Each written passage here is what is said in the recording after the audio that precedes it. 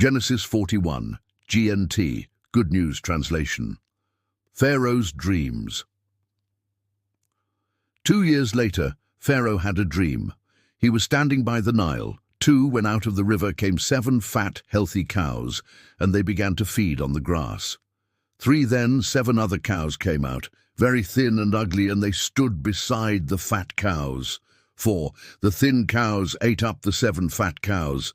Then Pharaoh woke up.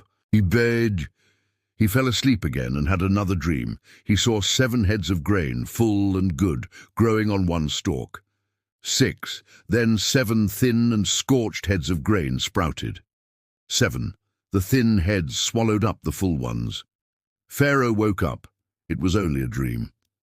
8, but in the morning he was troubled, so he sent for all the magicians and wise men of Egypt.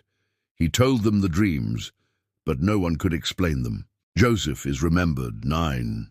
Then the chief cupbearer said, "Today I remember my faults." 10:13. He told Pharaoh about Joseph, how he interpreted the dreams of both the cupbearer and baker, and they came true. 14. Pharaoh sent for Joseph. He was brought from prison, shaved and changed clothes. 15. Pharaoh said, "I had a dream and no one can explain it, but I hear that you can interpret dreams." 16. Joseph replied, "I cannot, but God will give Pharaoh the answer he needs." Joseph interprets Pharaoh's dreams. 17-24. Pharaoh repeated both dreams to Joseph. 25. Joseph said, "Both dreams mean the same thing. God has shown Pharaoh what he is about to do." 26-27. The 7 fat cows and good heads of grain mean 7 years of abundance. The 7 thin cows and scorched heads of grain mean 7 years of famine. 28-31. There will be 7 years of great abundance in Egypt, followed by 7 years of terrible famine. The famine will be so severe that the abundance will be forgotten. 32. The dream came twice to show that God has firmly decided to make it happen soon. Joseph gives counsel. 33. So let Pharaoh choose a wise and understanding man and put him in charge of the land. 34-36. Appoint overseers to collect 1/5 of the harvest during the good years. Store up food to prepare for the famine so the land will not be ruined.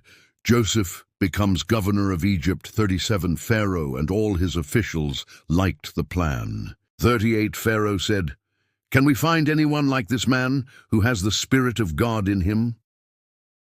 39-40. He said to Joseph, "Since God has made all this known to you, there is no one as wise as you. You shall be in charge of my palace, and all people will obey you." 41. I now put you in charge of all Egypt. 42-44. Pharaoh gave Joseph his signet ring, fine robes, and a gold chain. He had him ride in a royal chariot proclaiming, "Make way." Pharaoh said, "I am Pharaoh, but without your word, no one will lift a hand or foot in all Egypt." 45. Pharaoh gave Joseph the name Zaphenath-Paneah and gave him Asenath, the daughter of a priest, as his wife. Joseph was 30 years old. Years of abundance and famine begin. 47-49. The land produced abundantly during the 7 good years, and Joseph stored up grain like sand. 50-52.